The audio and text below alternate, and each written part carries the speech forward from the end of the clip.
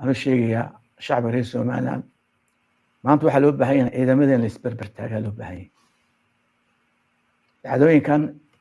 beriyahan socday waxaynu kaga gudbinaa midnimo waa inuu kala saarnaa calanka iyo ciidda iyo maamulka xun waa inuu kala saarnaa cawdalka Somaliland kuma socdo muuse iyo maamulkiisa gurcane Somaliland buu ku socdaa iyo shacbiga reer Somaliland waxaynu maanta iska codsanayaa mid dibad jooga mid gudaha jooga in ciidanka jamhuuriyadda Somaliland geesiyada ah in la isbarbar taaga waxaan ka codsanayaa jabhadda gacan libaaxna hoggaanka la saluugayna waa ka tashanayna